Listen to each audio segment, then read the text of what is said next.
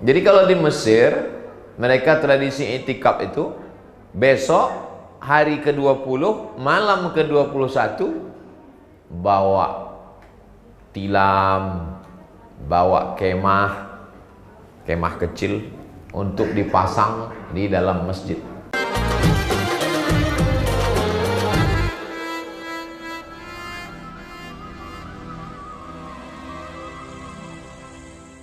Nabi melaksanakan i'tikaf di 10 hari terakhir Ramadan, dan insya Allah itu jatuh besok ba'da maghrib, kita masuk malam yang ke-21.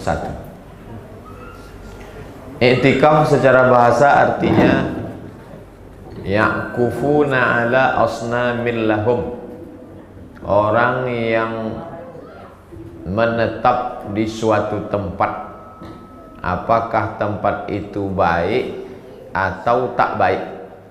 Contohnya dalam ayat ini, ya'kufuna ala asnamil lahum, mereka menetap di tempat berhala. Jadi besok malam kalau ada suami ibu yang sudah jam 11 belum juga pulang, abang sedang di mana? I'tikaf katanya. Kok ada suara-suara musik? Ah, itu lain i'tikaf. Karena makna i'tikaf secara bahasa artinya menetap di suatu tempat, khairan kana au syarran, apakah tempat itu baik ataupun buruk. Jadi tempat yang tak baik i'tikaf juga secara bahasa. Adapun secara istilah, i'tikaf artinya al-muksu fil masjidi, menetap di dalam masjid biniyatin makhsusah, dengan niat khusus. Niat khusus maksudnya taqarruban ilallah, mendekatkan diri kepada Allah Subhanahu wa ta'ala. Mudah-mudahan kita sehat, mulai besok bisa i'tikaf insyaallah. Jadi masuk masjid, nawaitul i'tikaf fi hadzal masjid lillahi ta'ala. Seminim-minim i'tikaf, sesebentar-sebentar i'tikaf, dengan semaksimal selama-lama i'tikaf. Nabi ketika Ramadan terakhir i'tikafnya isyrina yauman, 20 hari 20 malam. Jadi kalau sehari semalam 24 jam kali 20 hari 48 jam kali 24 jam 240 jam kali 20 hari 480 jam. Nah, itu i'tikaf yang paling lama. Kalau tak sanggup, maka yang biasa tak pernah ditinggalkan Nabi setiap tahun itu 10 hari 10 malam. Makanya kalau kita menghadap ke arah kiblat, ini tempat mihrab imam Nabi, di sebelah kiri kamar Nabi ada tiang. Tiang itu namanya ustuwanatus sarir, tiang sarir. Sarir tempat tidur, karena di bawah tiang itu ada tempat tidur Nabi Muhammad SAW waktu beriktikaf. Di samping itu ada ustuwanatul haris, tiang penjaga, karena disitulah Sayyidina Ali karramallahu wajhah menjaga Nabi Muhammad sallallahu alaihi wasallam. Seminim-minim i'tikaf kalau menurut mazhab Maliki menggabungkan siang dan malam. Jadi kalau menggabungkan siang dan malam, siang 24 jam, siang 12 jam, malam 12 jam, 24 jam baru i'tikaf menurut mazhab Maliki. Tapi kalau menurut mazhab Syafi'i, seminim-minim i'tikaf lama sikit dari ruku'. Subhan rabbiyal a'la, subhan rabbiyal azim wa bihamdi, subhan rabbiyal azim wa bihamdi, subhan rabbiyal azim wa bihamdi, subhan rabbiyal azim wa bihamdi. Itu sudah dianggap i'tikaf. Jadi saya sebutkan 4 ini, 20 hari, 10 hari, 24 jam dengan 4 kali tasbih. Kalau gitu kami ambil yang minimalis aja lah Pak Ustaz, boleh. Mau ambil yang paket full 20 hari tak bisa lagi, udah lewat. Mau masuk besok Jadi kalau di Mesir, mereka tradisi i'tikaf itu besok hari ke-20, malam ke-21 bawa tilam, bawa kemah kecil untuk dipasang di dalam masjid. Yang perempuan biasanya berkemah supaya tidur auratnya tak khawatir terbuka. Yang laki-laki masuk besok sore, keluarnya sore malam Idul Fitri. Nah, itulah i'tikaf yang paling full.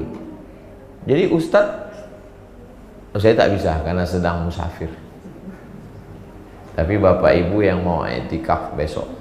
Tapi di beberapa kota Pak Ustadz ada i'tikafnya, masuknya jam 1 malam, keluarnya menjelang sahur. Itu namanya i'tikaf Batman. I'tikaf kalong. Di Pekanbaru ada pula i'tikaf pakai pembawa acara, pakai protokol. Jam 1 jamaah datang, sampai jam 2 ibadah sendiri-sendiri, masuk tahiyatul masjid, baca Quran, berzikir. Dari jam 2 ke jam 3 tadabbur surat-surat pendek. Dari jam 3 ke jam 4 sholat tahajud dan witir. Dari jam 4 ke jam 4.20 muhasabah dan zikir. Dari jam 4.20 ke jam 4.45 sahur. Lalu kemudian sholat subuh. Habis sholat subuh pengajian sampai waktu isyraq. Habis itu tanya jawab, keluar jam 7. Masuk jam 1, keluar jam 7. 7 jam. Boleh, tak masalah. Selama i'tikaf itu wudhu tak batal. Tapi kalau wuduknya batal, dia boleh keluar untuk ambil wuduk karena darurat. Jadi jangan gara-gara kata Ustadz kalau wuduk batal, i'tikaf batal, lalu menahan kentut sampai biru mukanya. Jangan. Nah, jadi tetap melaksanakan i'tikaf. Katanya Pak Ustadz kalau i'tikaf itu maaf cakap, kalau kita berhubungan intim i'tikafnya batal Pak Ustadz. Wala tubashiruhunna wa antum akifuna fil masajid. Janganlah kamu berhubungan ketika kamu sedang i'tikaf di masjid. Ayat ini membingungkan. Masa i'tikaf di masjid berhubungan? Jadi maksudnya itu begini. Orang yang berniat i'tikaf 10 hari, besok habis maghrib dia masuk ke masjid, kebetulan rumahnya dekat. Rumahnya samping masjid. Lalu kemudian habis berbuka, balik dia mau ngambil baju. Disempatkannya kejap. Itu yang batal i'tikaf 10 hari. Itu maksud ayat itu.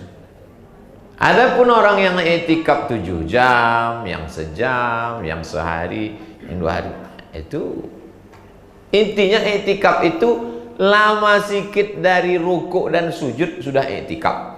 Tapi kalau dia mau berniat i'tikaf 10 hari 10 malam, apalagi sampai dinazarkannya, aku bernazar i'tikaf tahun ini 10 hari 10 malam. Kalau anakku lulus PNS tahun ini, ya Allah aku i'tikaf. Tiba-tiba lulus. Maka selama 10 hari 10 malam dia tak boleh keluar. Keluar dia mengambil pakaian. Karena tak ada yang mengantar, darurat, dia ambil, boleh ambil. Tapi kalau dia berhubungan, maka batal i'tikaf yang 10 hari 10 malam. Nah, itu. Yang jomblo susah memahami ini, tak usah, ini berat. Lalu kemudian bagaimana kalau ada orang bernazar, berniat i'tikaf, meninggal dia? Kata Imam Syafi'i, orang yang berniat i'tikaf 10 hari 10 malam, atau 3 hari 3 malam, atau sehari semalam, meninggal dia, maka ahli warisnya membayarkan sehari semalamnya itu 1 mud. Nah, jadi i'tikaf itu bisa dibayarkan qadanya dengan fidyah, membayar 1 mud. 1 mud itu 7 on setengah beras, gandum, makanan pokok. Lalu kemudian itulah yang dijadikan sebagian ulama mazhab Syafi'i membayarkan qadha sholat orang meninggal. Di beberapa tempat saya pernah ceramah, Ustaz Somad, di kampung kami kalau ada orang meninggal dunia, itu dibayarkan beras. Dalilnya dari mana? Ini dari sini, dari iktikaf ini. Karena menurut Imam Syafi'i, kalau satu hari satu malam ditinggalkannya iktikaf, pada dia sudah nazar. Nazar itu amalan yang sunat, lalu mewajibkan diri, merubah yang sunat menjadi wajib. Puasa Senin Kamis sunat, tapi kalau dinazarkannya menjadi wajib. Kurban sunat muakkad, tapi kalau diwajibkannya, dinazarkannya menjadi wajib. Begitu juga dengan i'tikaf. Kalau ada orang bernazar i'tikaf, meninggal dia, istrinya tahu, istrinya mendengar bahwa suami itu bernazar, maka satu hari satu malamnya dibayarkannya fidyah 1 mud. Kata Imam Al-Baghawi, kalau 1 malam i'tikaf bisa dibayar 1 mud, maka 1 solat pun bisa dibayar 1 mud. Itu asal muasal. Diceritakan oleh Imam An-Nawawi dalam kitab Majmu' Syarah Muhazzam. Jadi ceritanya panjang, dari i'tikaf, ijtihad Imam Syafi'i, dikutip oleh Imam Al-Baghawi, lalu kemudian diceritakan Imam An-Nawawi dalam kitab Majmu' Syarah Muhazzam. Jadi kalau ada orang di kampung kita, biasanya di negeri-negeri Melayu, ada orang meninggal, dibayarkan 1 solat 1 mud, saya tidak melarang. Tapi kalau ada orang membuat, dalilnya dalam mazhab Syafi'i ada. Tapi keluarga saya waktu membuat, ada keluarga meninggal, "Mat," kata dia, "ini keluarga kita meninggal, apa perlu kita bayarkan sholatnya pakai beras?" Saya bilang tak usah. Kenapa begitu? Khawatir nanti anak-anak muda ini tak sholat, ditumpuknya persiapan beras. Asal kau tak sembahyang, beras dah siap. Tapi cerita fidyah sholat itu ada dalam mazhab Syafi'i dari i'tikaf. Makanya pembahasan kita i'tikaf, tapi dia menjalar ke sholat karena di situ dasar pengambilannya. Nah, apa saja yang dilakukan selama i'tikaf itu? I'tikaf itu sebenarnya tazkiyatun nafs, pensucian jiwa. Selama ini mau merenung dosa berapa banyak, tak sempat. Jam 2 malam kita bangun, mau muhasabah diri, mau merenung sejenak, dosaku berapa banyak. Jam 2 malam nih sunyi, gol. Tak bisa lagi. Hampir tak ada sunyinya dunia. Makanya selama i'tikaf itu handphone, karena kalau kita tetap di dalam masjid i'tikaf, tapi kemudian kita tetap juga menerima WhatsApp, update status, menengok komen, maka sesungguhnya badan kita saja yang di dalam masjid, tapi kita tidak i'tikaf.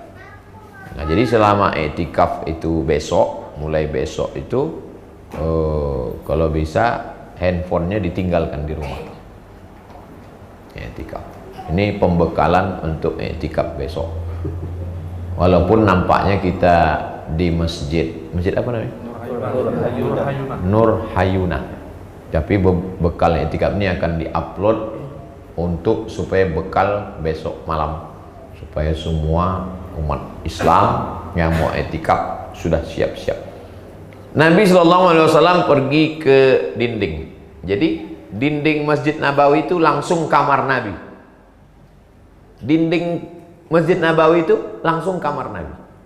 Jadi Nabi minta kepada Ummul Mukminin, Ibu Aisyah, minta ambilkan sisir. Lalu Aisyah menyisir rambut Nabi. Nabi menjulurkan kepalanya ke jendela. Itulah yang dijanjikan lagu, kan ada lagu. Aisyah.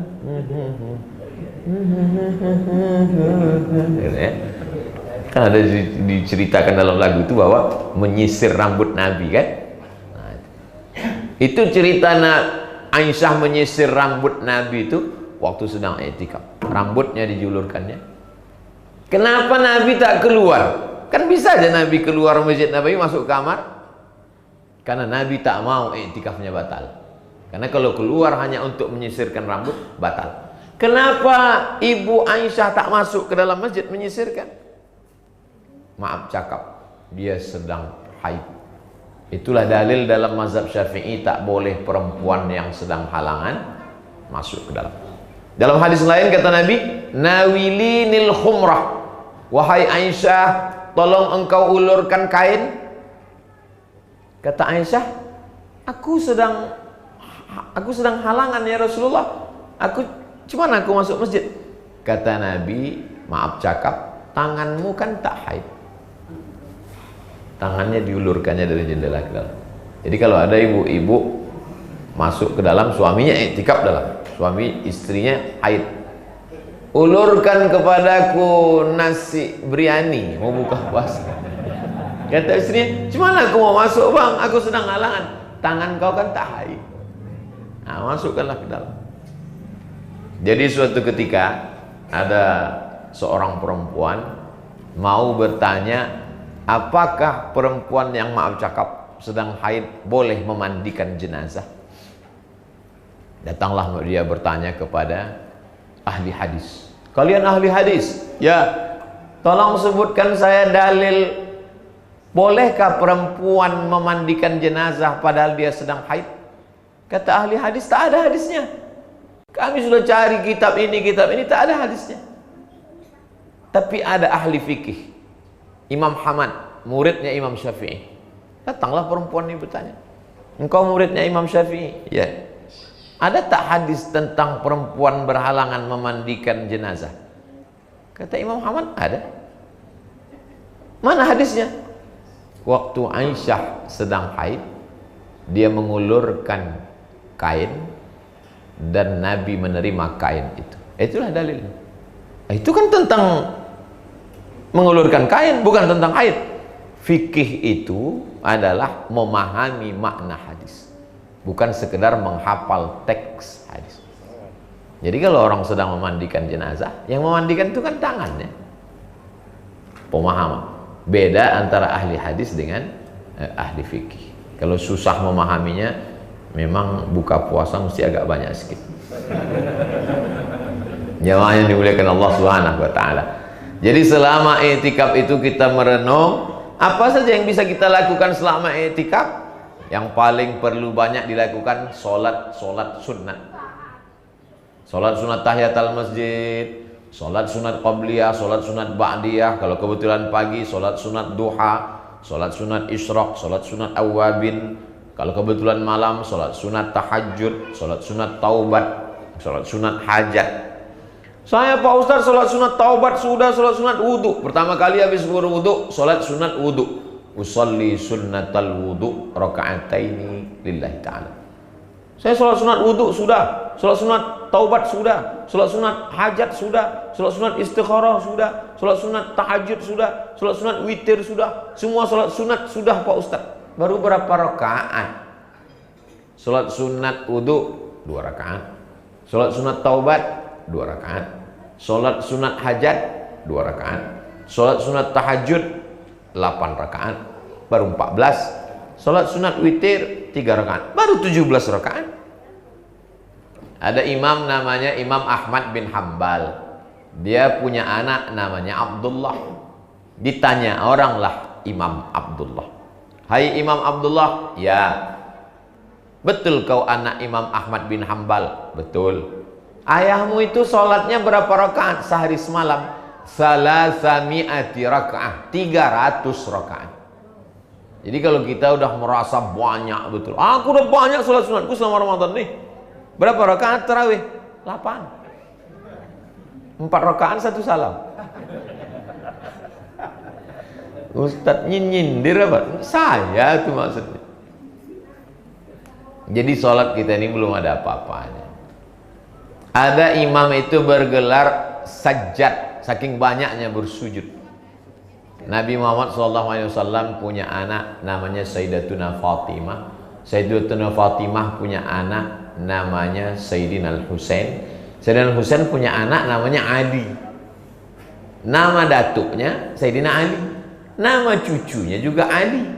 Maka Ali yang cucu nih, yang cucu Sayyidina Ali, cucu Sayyidatuna Fatimah ini digelar dengan sajjad. Sajjad artinya orang yang banyak sujud. Berapa kali dia sujud? Kata Imam Az-Zahabi dalam kitab Syiar A'lam An-Nubala, 1000 kali sujud sehari semalam. 1000 kali sujud. Kadang kita ini agak hitam juga kening kita. Pas ditanya, kau banyak sujud? Enggak. Terus banyak dosa. Mohon maaf ya itu. Jadi maka dia digelar dengan Ali Zainal Abidin. Zain artinya perhiasan, Abidin orang yang banyak ibadah. Jadi inilah masanya kita memperbanyak sujud. Karena sholat sendiri maka perbanyak sujudnya. Nabi sholat sujudnya selama ayatnya. Jadi kalau kita mau, kau tadi rakaat pertama aku tengok tegak lama betul, apa yang kau baca? Yasin. Nah begitu juga lah sujudnya. Subhana rabbiyal a'la wa bihamdi, subhana rabbiyal a'la wa bihamdi, subhana rabbiyal a'la wa bihamdi, subhana rabbiyal a'la. Jadi yang selama ini kita baca, bingung kita kapan mengamalkannya. Nah, inilah momennya ketika sedang ada sahabat Nabi dilaporkan ke Nabi, ya Rasulullah, hadisnya dalam kitab Musnad Ahmad bin Hanbal. Ini sahabat sholat dari Isya sampai subuh tak berhenti. Allahu Akbar, Allahu Akbar, Sami Allah liman hamidah. Ayatnya tak diganti, kul huwallah terus. Nah ini bagi yang ragu karena hafalan kurang, gas saja kul huwallah terus. Dilaporkan ke Nabi, ya Rasulullah, ini sahabat kami ini ayatnya kul huwallah terus. Itulah keluar statement hadis Nabi, innaha la ta'dilu thulutsal Qur'an. Satu kul huwallah itu sama dengan sepertiga Al-Qur'an. Jadi kalau kita sholat 10 rakaat, 20 rakaat, 100 rakaat, kul huwallah terus ayatnya boleh, dan kita sudah menghatamkan Al-Qur'an berkali-kali dalam satu malam. Saya tak bisa sholat berdiri Pak Ustadz, pinggang sakit, kaki sakit. Memang kadang sholat ini datang semua penyakit. Pas main bola sehat, pas futsal sehat, pas jogging sehat, pas shopping lebih sehat, pas sholat datang sakit. Kata setan, itu memang kerja aku. Maka sholat di kursi boleh. Jadi di Mesir dulu waktu saya kuliah, itu di samping kiri ada 3 kursi, samping kanan ada 3 kursi. Tahun 2002 saya pulang, begitu keadaan Mesir. 2017 saya ke Mesir lagi, saya tengok udah tak ada lagi kursi. Samping tak ada, samping tak ada. Di belakang 2 sop kursi semua. Jadi rupanya makin banyak yang sakit pinggang, makin banyak. Jadi tak buat lagi di samping, di belakang dikhususkan. Jadi memang orang-orang tua kita, saudara kita yang sakit, jangan dibiarkan di rumah sendirian. Dulu waktu muda tak pernah ke masjid. Jadi istri-istri yang sehat, biasanya memang yang sakit ini bapak-bapak, ibu-ibu sehat. Maka ibu yang suaminya sakit, jangan biarkan dia di rumah sendirian, ajak dia ke masjid supaya bangkit semangatnya. Abang udah sakit, dulu waktu masih muda mabuk, selingkuh. Nah, inilah masanya bang, mungkin ini Ramadan terakhir. Bawa dia itikaf, jangan malu, jangan segan, jangan dia disumpah serapah. Nah, itulah dulu waktu muda, ini udah tua, sini aja, tunggu malaikat maut datang. Nah, ini masanya itikaf ini. Lalu kemudian yang membatalkan itikaf itu apa Pak Ustadz? Wudhu batal, bisa diulang balik. Keluar dengan hajat-hajat yang tak ada terkait. Hajat ke toilet tak membatalkan, masuk lagi. Hajat yang terlalu lama di luar, katanya itikaf ya, sempat pula 2-3 batang di luar.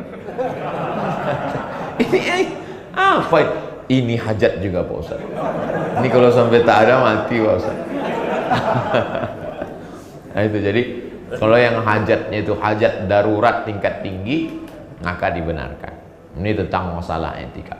Kalau tak juga sanggup sholat, memperbanyak menghatamkan Al-Quran. Saya tak mau mendikte, awak dah berapa juz, kamu berapa juz, kau berapa juz, abang dah berapa juz. Tidak, kita ukurlah sendiri. Sudah malam ke-20, udah berapa juz bacaan kita.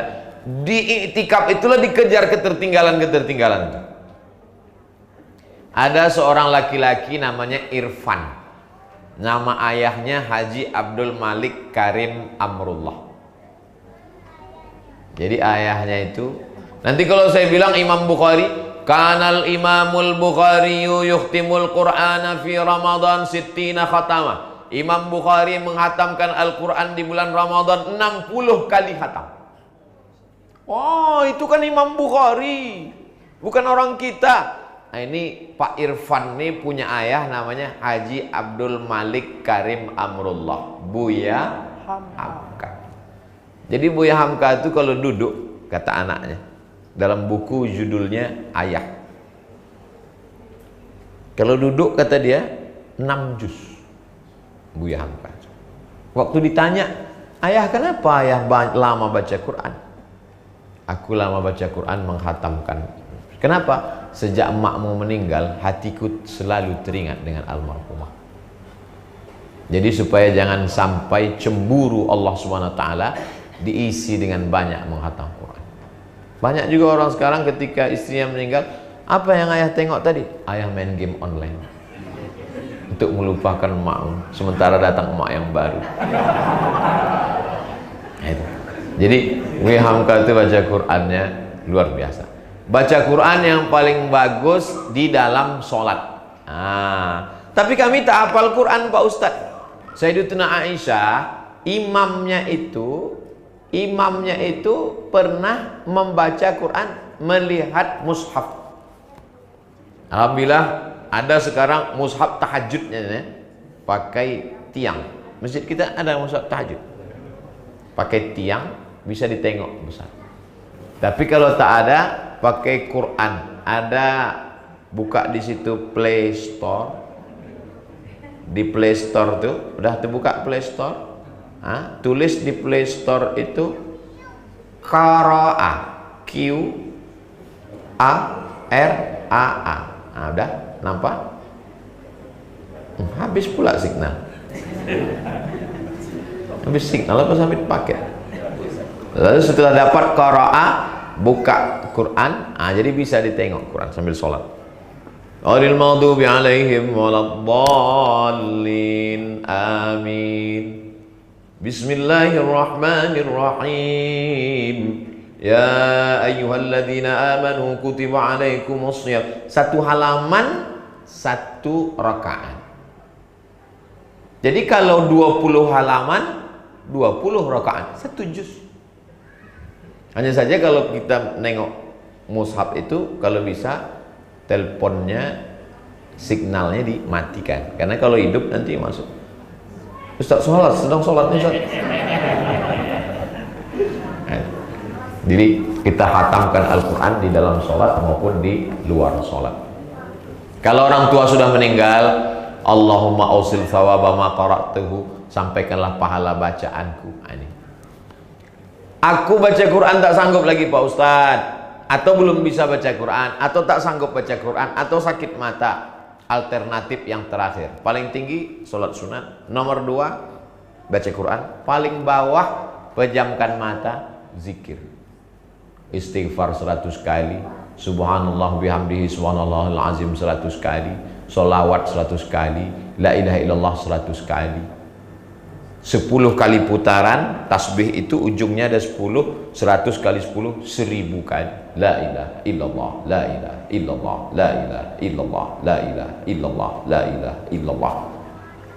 Memperbanyak istighfar. Man lazimal istighfar, siapa yang membanyak istighfar, ja'alallahu lahu min kulli dhiqin makhraja, segala kesempitannya diberikan solusi. Wa min kulli hammin faraja, segala kesulitan kesusahan hidup diberikan kelapangan. Wa razaqahu min haitsu la yahtasib, diberi jalan yang tak disangka-sangka, dijadikan rezeki yang tak disangka-sangka.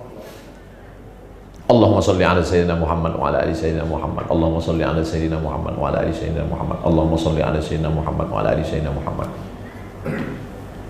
Tak bisa sholat tegak lama, duduk. Tak bisa duduk, baca Quran. Baca Quran pun tak bisa, zikir. Zikir pun tak bisa. Ada jenazah lewat, ikut.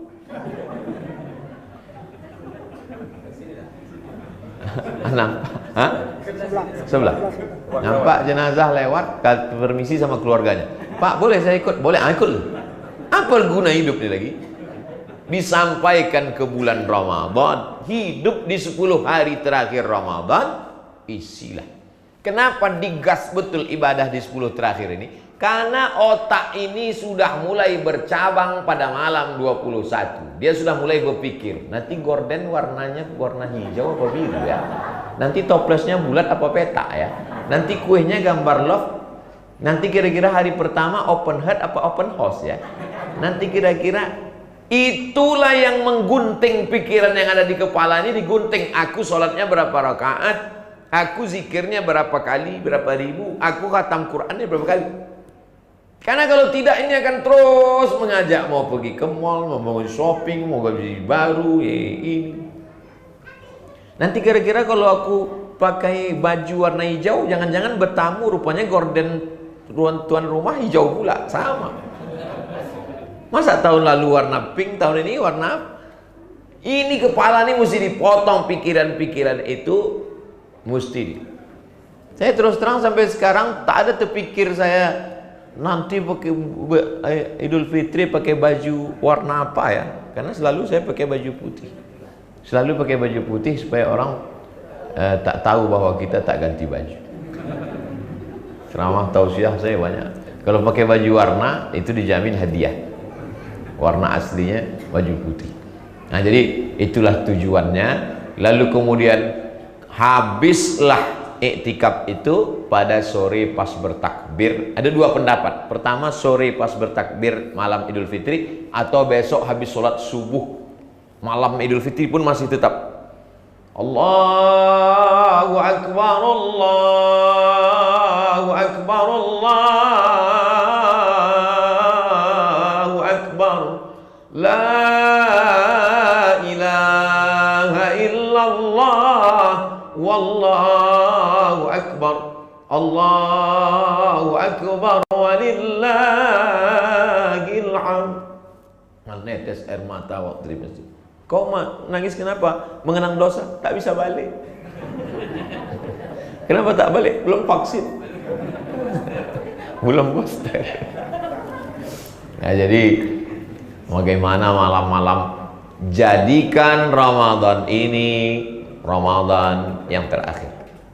Karena kalau kita berpikir, tahun depan masih ada Ramadan, Ramadannya tahun depan masih ada, tapi apakah kita masih ada lagi? Tak ada jaminan.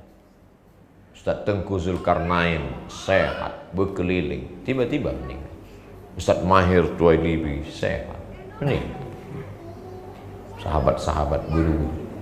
Jadi jadikan seakan-akan ini Ramadan terakhir. Makanya Nabi kalau sholat, sallu sholatal muwaddi', jadikan sholatmu seakan-akan sholat terakhir. Saya selalu ceramah seakan-akan ini adalah ceramah yang terakhir.